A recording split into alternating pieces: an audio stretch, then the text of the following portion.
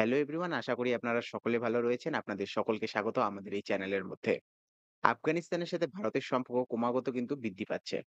আফগানিস্তানের foreign ministry ইন্ডিয়াতে এসেছেন এবং তাকে এত পরিমাণে স্বাগত জানানো হয়েছে যে ইন্ডিয়াতে বসে তিনি পাকিস্তানকে হুঙ্কার দিয়েছেন। পাকিস্তানকে কেন হুঙ্কার দিয়েছেন? দেখুন, শত্রুর শত্রু বন্ধু হয়। এটা আমরা ফরেন পলিসিতে সকলেই জানি। আপনার শত্রুর যে শত্রু রয়েছে সে আপনার কিন্তু সবসময় বন্ধু হবে। আফগানিস্তানের ক্ষেত্রে ঠিক এমনই ঘটেছে। আফগানিস্তানের মেইন শত্রু পাকিস্তান। ইন্ডিয়ার মেইন শত্রু পাকিস্তান। ২ জনের শত্রুই কিন্তু পাকিস্তান। সুতরাং ইন্ডিয়া আফগানিস্তান কিন্তু বন্ধুর দিকে চলে গিয়েছে। এবার কথা হচ্ছে যে ভারতে কি ঘটছে কিংবা পাকিস্তানে কি ঘটছে? পাকিস্তানে একটা ঘটনা ঘটেছে, সেটা হচ্ছে পাকিস্তানের সাথে আফগানিস্তানে কিন্তু একটা যুদ্ধ চালু হয়েছে। যুদ্ধটা কেন চালু হয়েছে? এই মাত্র ১ সপ্তাহ আগে। অর্থাৎ এর আগের সপ্তাহের মধ্যে কি করেছে পাকিস্তান? টিটিপি, তারিকে তালিবান পাকিস্তান। অর্থাৎ তালিবান যে রয়েছে, আফগানিস্তানের মধ্যে সরকারি কারা রয়েছে? তালিবান। ঠিক তেমনই তালিবান জনগোষ্ঠী কিন্তু কোথায় রয়েছে? পাকিস্তানের মধ্যে। পাকিস্তানের মধ্যে একটা জায়গা রয়েছে, সেটা হচ্ছে খাইবার পাখতুন। খাইবার পাখতুনের মধ্যে কিন্তু টিটিপি, তারিকে তালিবান পাকিস্তান বলে একটা সংগঠন রয়েছে। যারা পাকিস্তানকে থেকে কিন্তু খাইবার পাখতুন অঞ্চলটাকে কিন্তু আলাদা করতে চায়। তো এই যে টিটিপির যে মেইন অধিষ্কর্তা কিংবা বলতে পারি যে হেড রয়েছে, তাকে মারার জন্য কিন্তু পাকিস্তান কি করেছে? আফগানিস্তানের উপর বোমা বর্ষণ করেছে। এই বোমা বর্ষণ করার কিন্তু মানে ফলশ্রুতি কিংবা প্রতিশ্রুতি হিসেবে কিন্তু আফগানিস্তান এখন পাকিস্তানের উপর কিন্তু অ্যাটাক করছে। আর অ্যাটাক করার ফলে দেখা যাচ্ছে যে পাকিস্তানের প্রায় ৫০ জনের উপরেও কিন্তু সৈনিক মারা গিয়েছে। এটা আফগানিস্তানের দ্বারা কিন্তু বলা হয়েছে।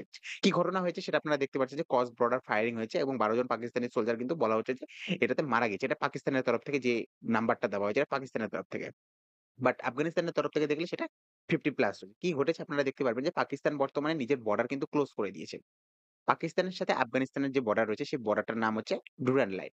এই ডুরান্ড লাইন কিন্তু বর্তমানে বন্ধ করা হয়েছে এবং বিভিন্ন যে চেক পয়েন্ট গুলা রয়েছে, যেগুলোর মাধ্যমে আফগানিস্তানের সাথে পাকিস্তানের ব্যবসা-বাণিজ্য হয়, সেগুলোকে কিন্তু বন্ধ করে দেওয়া হয়েছে। কোথায়, কোথায় বন্ধ করেছে সবকিছু দেখব, কিন্তু পাকিস্তান বর্তমানে কি বলেছে? পাকিস্তান বর্তমানে বলছে যে, এই আফগানিস্তান যে ইন্ডিয়ার সাথে যে একটা জয়েন্ট ভেঞ্চার করছে কিংবা জয়েন্ট যে একটা স্টেটমেন্ট দিয়েছে যে, ইন্ডিয়া, আফগানিস্তান কিন্তু প্রতিবেশী। অ্যাকচুয়ালি বর্তমানে কিন্তু ইন্ডিয়া, আফগানিস্তান প্রতিবেশী নেই। আফগানিস্তানের সাথে বর্ডার লাগানো হয় কাশ্মীরের। কাশ্মীরের বর্ডার কোথা থেকে লাগে? ভারতের মধ্যে যে কাশ্মীর রয়েছে, সেই কাশ্মীরের কিছুটা অংশ কিন্তু কি রয়েছে? পাকিস্তানে রয়েছে। পাকিস্তান সেটাকে কব্জা করে রেখেছে। যাকে আমরা পিওকে বলে থাকি। পাক অকুপাইড কাশ্মীর।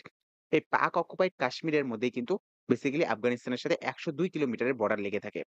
ইন্ডিয়া কি বলেছে? ইন্ডিয়া বলেছে যে ইন্ডিয়া এবং আফগানিস্তানের সম্পর্ক প্রায় একটা নেইবারহুড, অর্থাৎ প্রতিবেশীর মতো।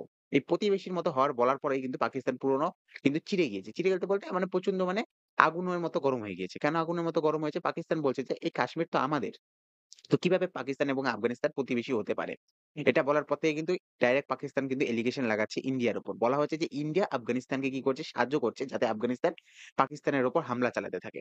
এতদিন পর্যন্ত ঘটনা কি ঘটতো? এতদিন পর্যন্ত ঘটনা ঘটতো পাকিস্তান যবে থেকে মানে বাংলাদেশের মধ্যে যে একটা ঘটনা ঘটেছে, সেটা হচ্ছে শেখ হাসিনার সিংহাসনচ্যুত বা সিংহাসন থেকে সরিয়ে দেওয়া হয়েছে শেখ হাসিনাকে।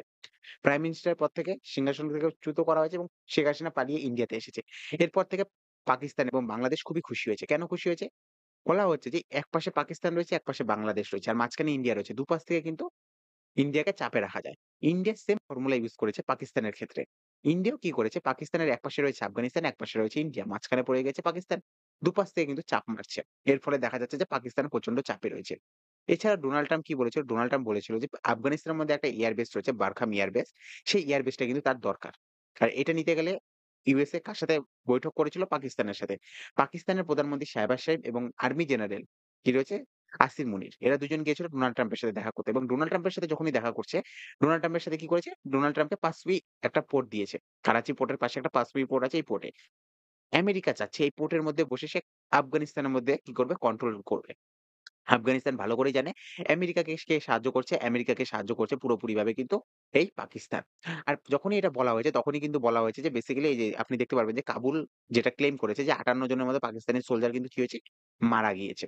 এর মেইন কথা যেটা হচ্ছে সেটা হচ্ছে আফগানিস্তান পাকিস্তানকে ডাইরেক্ট ধমকি দিয়েছে।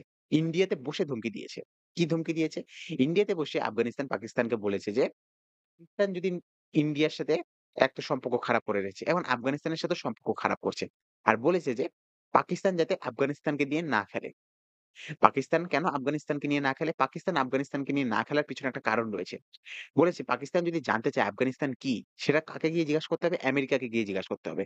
সেটা সোভিয়েত ইউনিয়নকে গিয়ে জিজ্ঞাসা করতে হবে। সেটা জিজ্ঞাসা করতে হবে নাটোকে গিয়ে। অর্থাৎ পাকিস্তান পুরোপুরি কিন্তু বখলায় গেছে। ওকে? আফগানিস্তানের তরফ থেকে যে স্টেটমেন্ট দেওয়া হয়েছে, বলা হয়েছে যে, আমরা একটা সময় ছিল যখন আমরা কি সোভিয়েতকে কিন্তু কি করেছি? মেরে ভাগিয়েছি।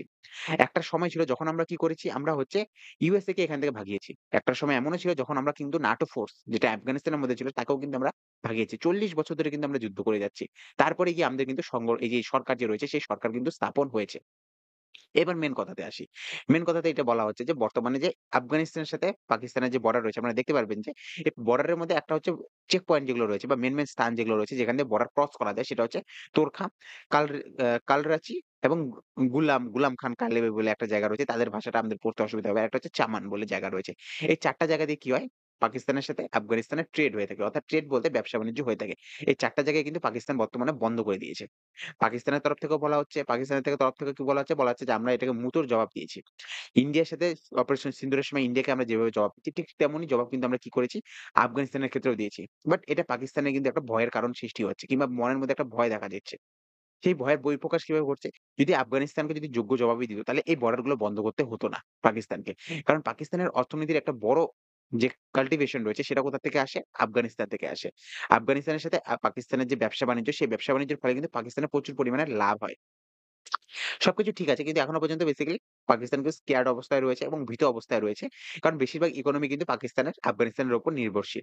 এছাড়াও বেসিক্যালি পাক রিঅ্যাকশন যেটা রয়েছে, পাক রিঅ্যাকশন এটা রয়েছে যে ইন্ডিয়ার সাথে আফগানিস্তানের যে বন্ধুত্ব সেটা কখনোই মেনে নিতে পারছে না। কারা মেনে নিতে পারছে না? পাকিস্তান মেনে নিতে পারছে না।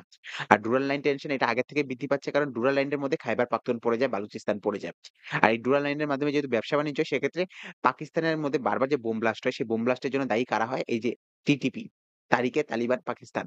যে খাইবার পাখতুনের মধ্যে যে তালিবান রয়েছে, সেই তালিবানরা চায় এই পাকিস্তান থেকে আফগানিস্তানকে আলাদা করতে। আফগানিস্তান বলব না যে একটা খাইবার পাখতুন অঞ্চলটা রয়েছে সেটা আলাদা করতে এবং সেটা কোথার সাথে যুক্ত হবে? আফগানিস্তানের সাথে যুক্ত হয়ে যাবে। ওকে? আফগানিস্তানের সিচুয়েশন এখনো ভালোই রয়েছে। আফগানিস্তান পুরোপুরিভাবে কিন্তু একবারে ক্ষীরের মধ্যে রয়েছে। মেইন সমস্যা হচ্ছে এই তালিবান পাকিস্তান যেটা রয়েছে এটাকে সাপোর্ট করে আফগানিস্তান। আফগানিস্তানকে সাপোর্ট করে ইন্ডিয়া। অর্থাৎ ইন্ডিয়া ইনডাইরেক্টলি ভাবে কিন্তু টিটিপি কে পুরোপুরিভাবে সাপোর্ট করে। আর টিটিপি বারবার কিন্তু এই পাকিস্তানের উপর কিন্তু বোম ব্লাস্ট থেকে শুরু করে তাদের সৈন্যদের পুরোপুরি মারে। তো ঘুরে ফিরে এটা দাঁড়াচ্ছে যে পাকিস্তান বর্তমানে চাপে রয়েছে। আর চাপে ইন্ডিয়াই ফেলেছে। ইন্ডিয়ার যে ফরেন পলিসি রয়েছে এই ফরেন পলিসির মাঝখানে একটু ড্যাম পড়ে গেলেও এখন বর্তমানে প্রচুর পরিমাণে উঠে এসেছে। বর্তমানে চায়নাও কিন্তু পাকিস্তানের সাথ দিচ্ছে না। কারণ পাকিস্তান এখন যেহেতু আমেরিকার সাথে মিলে গিয়েছে, সুতরাং চায়নাও বুঝে গিয়েছে যে "ऐसा कोई सगा नहीं जिसको पाकिस्तान ठगा नहीं" তো এরকম ঘটনা ঘটেছে। তো এরকম ঘটনা ঘটার ফলে কিন্তু চায়নাও এখন পাকিস্তানের সাথ দিচ্ছে না। আর চায়নাও ভালো করে জানে যে ইন্ডিয়ার সাথে যদি বন্ধুত্ব করতে হয় চায়নার সেক্ষেত্রে কিন্তু পাকিস্তানের সাথ ছাড়তে হবে। কারো হাত ধরলে কারো হাত কিন্তু ছাড়তে হবে। কি হবে না হবে সেটা একটা দেখার বিষয় রয়েছে। বাট দেখার বিষয় থেকেও যেটা বড় ব্যাপার যে যেটা হচ্ছে আমরা এই চ্যানেলের মধ্যে এইসব বিষয় নিয়ে কিন্তু আলোচনা করে থাকি। আপনারা যারা আমাদের এই চ্যানেলটা দেখে থাকেন তাদেরকে অসংখ্য ধন্যবাদ। আর যারা লাইক, কমেন্ট, সাবস্ক্রাইব করেন তাদেরকে তো অসংখ্য ধন্যবাদ জানাবোই। ভবিষ্যতে কি না হয় সেটা কিন্তু আমরা এই চ্যানেলে বলতে থাকবো। আপনারা আমাদের চ্যানেলটাকে লাইক, কমেন্ট, সাবস্ক্রাইব করতে থাকবেন। দেখা হবে আপনাদের সাথে অন্য একটা ভিডিওতে। Have a good day. Bye, by.